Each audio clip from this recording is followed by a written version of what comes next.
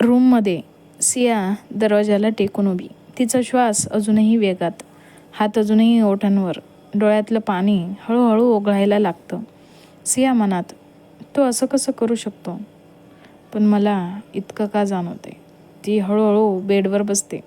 तिचं मन पूर्ण गोंधळलेलं. दुसरीकडे बाहेर अर्णव अजूनही पावसात उभा. तो स्वतःवर चिडलेला, हात केसांतून फिरवत. तिला हर्ट केलं मी, स्टुपिड. तो लगेच घरात येतो, पूर्ण भिजलेला.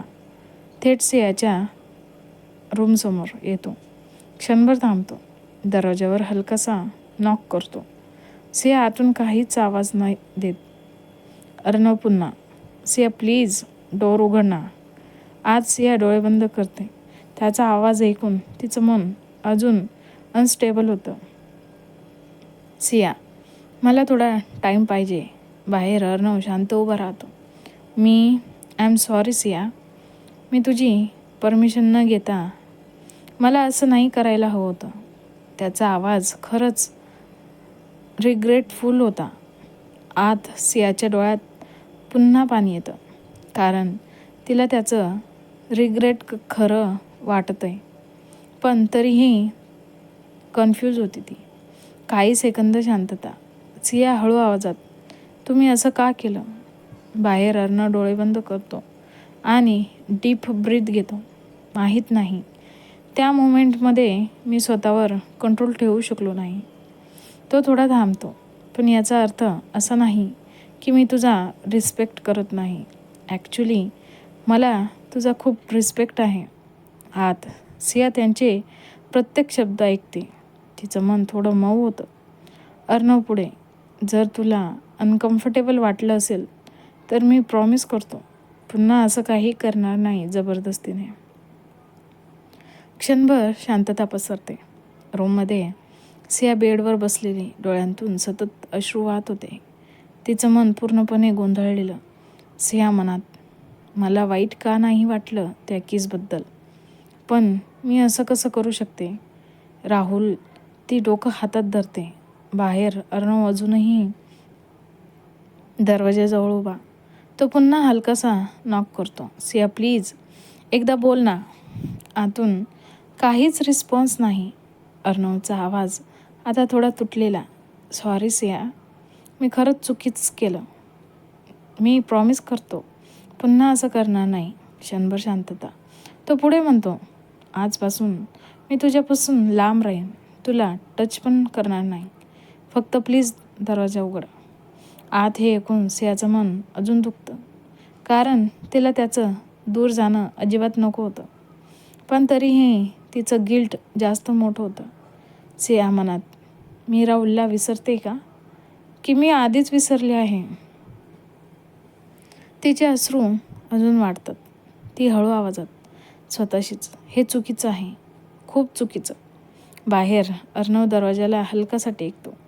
तुला वेळ हवा असेल तर मी देईन, पण प्लीज स्वतःला त्रास देऊ नकोस. तो काही सेकंद थांबतो आणि सिया, तू मला माफ केली नाहीस तरी चालेल, पण स्वतःला दोष देऊ नकोस. आत हे ऐकून सियाचे डोळे घट्ट मिटते, कारण तो तिच्या मनातलं बोलतोय. ती उठते, हळूहळू दरवाजाकडे चालते, पण पुन्हा थांबते. तिचा हात हँडलवर, पण ती उघडत नाही. ती दरवाजाला टेकून उभी राहते आणि हळू आवाजात बोलते, अर्णव. बाहेर अर्णव लगेच सरळ उभा राहतो. हां सिया. सिया आवाज थरथरत, मला वेळ हवा आहे. मी आत्ता काहीच समजू शकत नाही आहे. अर्णव शांतपणे, ठीक आहे सिया, तुम्ही चुकीचं केलं, पण फक्त एवढंच नाही.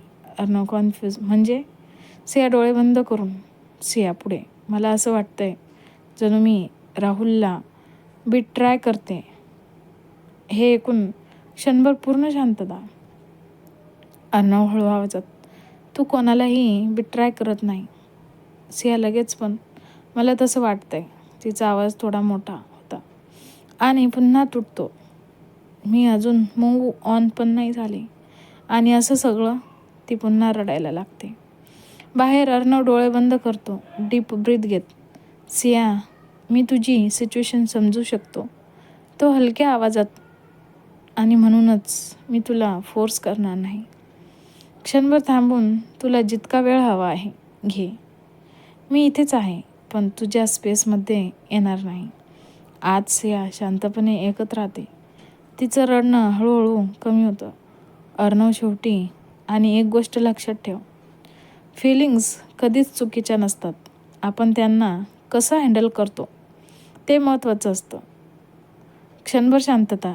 सिया दरवाजाला टेकून बसते, डोळे मिटते आणि हळू आवाजात, थँक्यू अर्णव.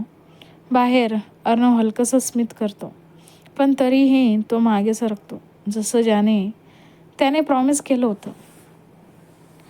रात्रीचं वातावरण, दोघं एकाच घरात पण वेगवेगळ्या विचारांत अडकलेले. सकाळ हलकी होऊन खिडकीतून आत येत होती. सिया हळूहळू डोळे उघडते. क्षणभर तिला काहीच कळत नाही. मग कालचं सगळं आठवतं. तिचं मन पुन्हा जड होतं. ती पटकन उठते, फ्रेश होते, स्वतःला थोडं स्टेबल करण्याचा प्रयत्न करत आज नॉर्मल राहायचं आहे ती मनात ठरवते. ती दरवाजाकडे जाते, हळूच हँडल फिरवते. दरवाजा उघडताच तिथं बघते, अर्णव अजूनही तिथेच दरवाजाच्या बाजूला बसलेला आणि झोपलेला. रात्रभर तो तिथेच होता. सियाच्या चेहऱ्यावर शॉक आणि गिल्ट होता. हे इथेच झोपले? तिच्या डोळ्यात पुन्हा हलकंसं पाणी येतं. ती हळूच पुढे जाते, त्याच्याजवळ बसते. हलक्या आवाजात, अर्णव उठा. अर्णव हलतो, डोळे चोळत उठतो. त्याची नजर सियावर पडते आणि पुढच्या क्षणी कालचं सगळं आठवतं. तो लगेच सरळ बसतो. सॉरी सिया, सिया लगेच मध्ये थांबवते, थोड्या थंड आवाजात, अर्णव मला या विषयावर बोलायचं नाही आहे. क्षणभर शांतता पसरते. अर्णव काही बोलू शकत नाही. सिया पुढे जा, फ्रेश होऊन या. ती उठते आणि नजर चुकवत किचनकडे जाते. अर्णव तिच्याकडे बघत राहतो. त्याच्या डोळ्यात डिसअपॉइंटेडमेंट होती, पण तो काही बोलत नाही. किचनमध्ये चहासाठी सिया पाणी उकळायला ठेवते, पण तिचं लक्ष कुठेच नव्हतं. तिच्या डोळ्यासमोर अजूनही तोच सीन, अर्णव दरवाजाबाहेर झोपलेला. सिया मनात, इतकं काय केलं त्याने? मी जरा जास्त हार्श वागले का? ती डोकं हलवते, नाही, मला स्पेस पाहिजे. पण तिचं मन तिला कन्व्हिन्स करू शकत नाही. तेवढ्यात अर्णव फ्रेश होऊन खाली येतो. तो किचनच्या दारात थांबतो. क्षणभर फक्त सियाकडे बघत राहतो. सिया त्याची प्रेझेन्स फील करते, पण मागे वळत नाही. अर्णव हळू आवाजात, कॉफी बनवतो मी. सिया काहीच बोलत नाही, फक्त बाजूला होते. दोघं एकाच किचनमध्ये, पण पूर्ण सायलेन्स, फक्त भांड्यांचा आवाज. अचानक सियाचा हात गरम पाण्याच्या वाफेला लागतो. ती हलकंसं मागे सरकते. अर्णव लगेच पुढे येतो. सिया, केअरफुल, पण लगेच थांबतो. त्याला त्याचं प्रॉमिस आठवतं. तो हात मागे घेतो, फक्त दुरूनच, ठीक आहेस ना? सिया त्याच्याकडे बघते. क्षणभर दोघांच्या नजरा भिडतात. त्या नजरेत कालची वेदना, गिल्ट आणि अजूनही असलेलं कनेक्शन. सिया हलक्या आवाजात, हां ठीक आहे, पण यावेळी तिचा आवाज थोडा सॉफ्ट होता. अर्णव काही बोलत नाही. तो फक्त कप पुढे करतो, कॉफी. सिया कप घेते, थँक्स. दोघं डायनिंग टेबलवर बसतात, समोरासमोर, पण अजूनही ऑकवर्ड सायलेन्स होता. तेवढ्यात आई येते. अरे वा, दोघं इतक्या लवकर उठलेत आज? ती हसत म्हणते. कालचा पाऊस एन्जॉय केला का? सिया आणि अर्णव एकमेकांकडे बघतात. क्षणभर दोघं एकदम हो, आणि लगेच नजर चुकवतात. आईला काहीतरी वेगळं जाणवतं. एकाच पावसाने भिजलेले, पण मनात वेगवेगळे वादळ. कसा वाटला आजचा भाग कमेंट करून नक्की सांगा.